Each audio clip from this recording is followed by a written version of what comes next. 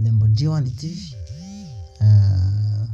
Aka kantu ka TV nayo sorry akantu ka TV muzamfasha pe, muzamfasha kukagira sinzi ukuntu gahita kanzamo ndumva, ariko se ari ikibazo. Lembo G1 TV ariko nzakongera ikaze kuri Lembo G1 TV.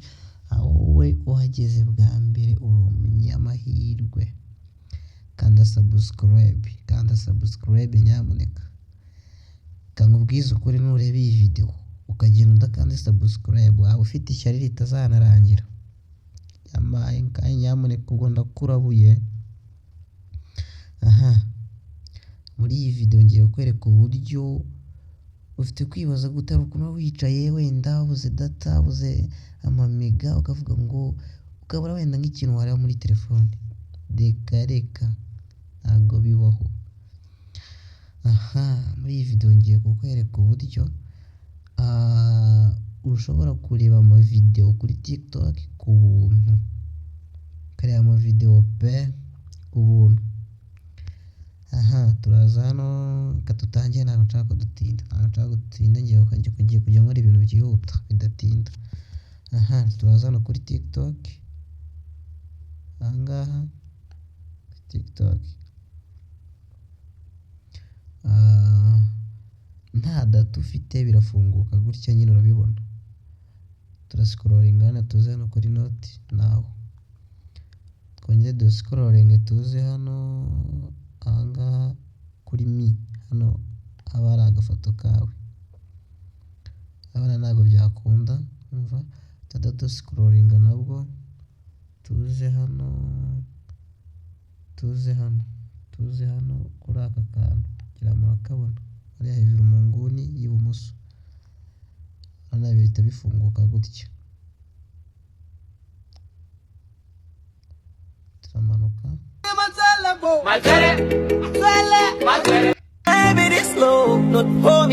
kugira ngo murabona ko bikora. Rero izi video zose zirakora, urabona bampaye video 120. Iyo nzirebye zose nkazirangiza barakomeza bakaguha izindi, urahita ukupa gutya, urayikupa ukarangira ukayisubiraho, bagahita baguha izindi nk'ijana cyangwa se 80 gutyo. Yego 120. Wenda ushobora kwibaza ngo ntabwo wenda zikora ngo n'utu twa mbere, kanze mbikwereka kuri zose zirakora. Ariko kakazwi mukurangiye niba kuko Kigali araga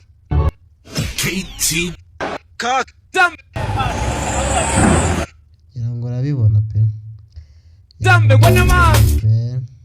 Urabibona ko ni nyinshi, twari tugeze kuri 31, ariko nawe nubikora kuriya birakora pe. Guys, kanda subscribe, aka ni akantu k'ubwenge pe. Abantu benshi muba mudafite amamega mugiye kurya mwirira isi kuri TikTok mwirebera ama video ku buntu. Subwo simbatayemo imideri, kuki mutagura? Mba mbatayemo imideri, nimugure namwe. Rero muranyanga njye mutaba imideri. Ejo tuziga iki? Ejo nzabigisha n'akantu k'ubwenge pe, uburyo ushobora gukorera amafaranga kuri internet. Buriya abasore cyangwa oya no ari nko zivangura gusa. Urumva twebwe nk'urubyiruko nimba ari ikintu cya mbere kituraje ishinga ni amafaranga, cash money. Ejo tuziga kuri application iyi, kanze nyibarobesheho. Iyi sinyifungura ariko banze murebe iyi video. Iyi ngiyi Golden Fox.